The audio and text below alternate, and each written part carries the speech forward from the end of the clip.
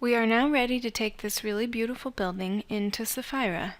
In order to access the Sefaira application, click your Add-ins tab on the ribbon, and then click Sefaira to launch the application.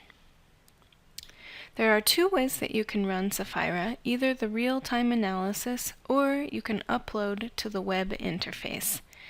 Before doing either of those, we should generate our Sefaira views to make sure that Sefaira will be interpreting the model the way that we want it to. Once you generate the Sefaira views, come down in your project browser in your 3D views area and you will see a number of new views that have been created. You should go through each of these one at a time and make sure that only the elements that fit this description can be found on this view. So for example, Sefaira floors, these should only be floors. If you see something, a roof or a wall, then you need to modify that element so that it's not categorized as a floor. And just to show you, if I select any of these elements, I can change the family type. I might have to remodel something. I also have the option, if I don't want Sefaira to calculate that object, I can scroll down to the bottom of my properties and click Ignore for Sefaira.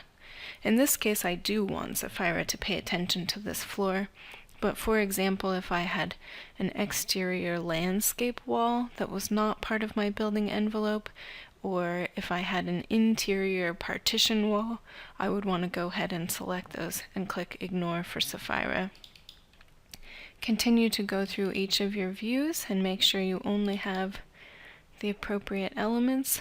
We don't have any shading yet in this model, so that's good that we're not seeing anything here in this view. And again here, it might look like a portion of the building is missing, but because that's actually on the glazing layer, that's fine. Okay, this looks good.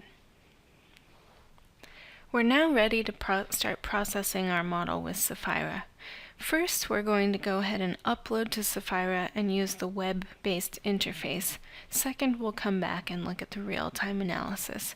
So go ahead, click the Upload to Sefaira. Your web browser will open. You'll need to log in, and then let's hit Create a New Project. Once you upload to Sefaira, here's your link that'll open your web browser. I want to create a new project, give it a name,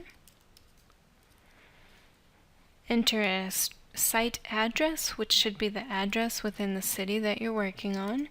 I'm going to just put an address here in Charlottesville, and we're going to keep it as an office type. After the project has been created, you can click here where it says Baseline Concept.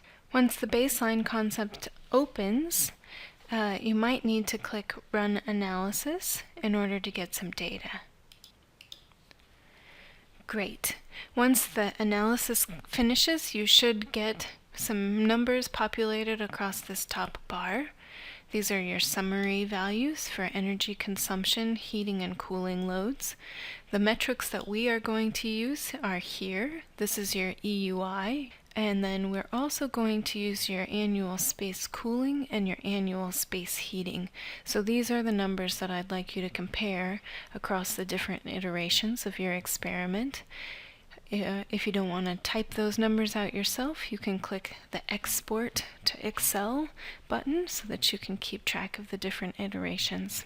You should also see here that we have a few different tabs on the left where you can look at renewables. This would be if you were using solar, wind, or some other type of biofuel. Water fixtures, which we're not looking at now, but this is your water efficiency, and then HVAC, which controls your mechanical systems.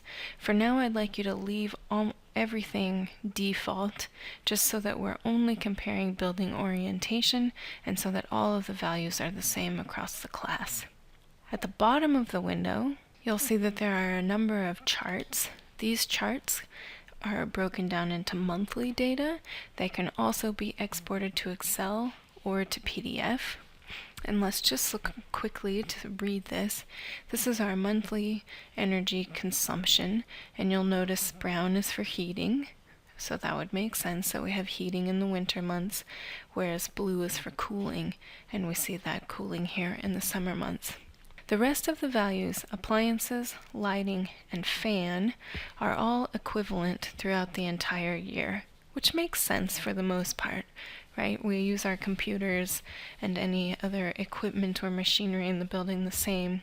Lighting might not be totally accurate. We might be able to use less lighting in the summer months because there are longer daylight hours. And then we see this one fan, which is also consistent, and that might seem counterintuitive. The fan is actually the mechanical fan that brings in outside air in order to maintain healthy indoor air quality. So we always are bringing in outdoor air to replace indoor air in order to flush out any toxins or accumulations that would occur on the inside. So we're essentially diluting the indoor air. We have to do that whether it's cold outside or whether it's hot outside or whether it's perfectly comfortable. So that's why you can see this fan energy consumption is consistent throughout the year. You have a number of other graphs that you can take some time to look at. I'm going to move forward a little bit to our monthly heat gain. And you'll notice here in monthly heat gain, and this might be a good chart for you to compare across your different orientations. In monthly heat gain, you'll notice that I have solar heat gain almost consistently throughout the year. October must be a particularly sunny month in Charlottesville. Ideally, this would be higher in the winter months and lower in the summer months, and that can really be achieved by shading. So in this case, we have south-facing glass with no shading, so we're really getting consistent heat gains throughout the year. Also here, this ventilation. The ventilation heat gain is because in the summertime we're pulling in that outside air in order to maintain our indoor air quality, and it's really hot outdoor air. So we have to put a lot of energy in to cool that air back down, but that warm air brings its heat into the building. And then the opposite, the heat loss. You can see here we're losing heat through conduction. That's just because our walls are not insulated, so that's heat that's going directly through the wall. We're also losing heat, especially in the cold winter months, through ventilation, and that's because as we bring in that fresh outdoor air, we're also exhausting the building's indoor air. But that air also is nice and comfortable, so we're getting rid of all that comfortable air and bringing in some cold air to replace it. Returning now to Revit, let's go ahead and open the real-time analysis. If for any reason when you try to click Open Real-Time Analysis you get an error, or in my case the real-time dialog box was opening but it was blank, I would go ahead and just restart Revit. I don't know what's causing that. Okay, so you'll get this dialog box, which is pretty interesting, that you can make changes to your model, and this is going to tell you in real time how we're doing. So let's just update here. We want to make sure it's an office, set your location. I'm going to make sure that I am still using Charlottesville.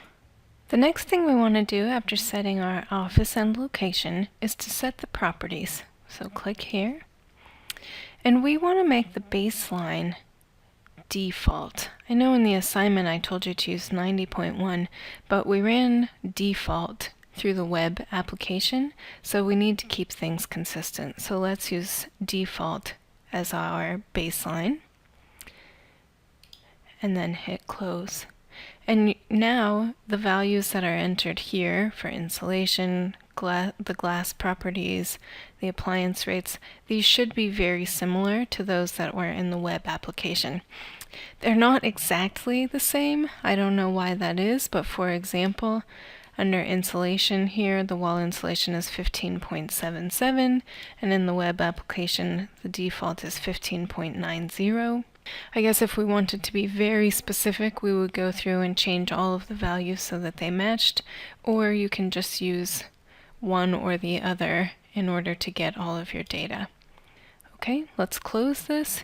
You'll notice that Sefaira updates, and now these values are very close. Our EUI in the web application was 46. Here we're getting 45. Our heating and cooling values are also quite similar. The one metric that I could not find in the web interface that's here in the real-time analysis is what's called SDA, or this is your spatial daylight autonomy. So in real time, if I changed the windows on this, I would see that the proportions would change. Well lit, this is percentage of floor area. So 22% of the floor area is well lit by the sun. Most of it's mostly underlit, which would make sense because we really only have south-facing windows, so we're getting one directional light. So I would like you to also compare through this experiment your daylighting performance here through your SDA. You can look here under element performance and you see a Sansky graph, which is showing you this is good heat gains and red is bad heat gains. So green is good, red is bad. And we can see here that our south solar is really the primary contributor to our overheating. Okay, I think that'll get you through the first assignment. You can compare your values. You should use a combination of both text inputs for the data metrics and a graphic representation of the comparison. You should include on your plates an image of the model itself so that we can see your three massing schemes and the location information.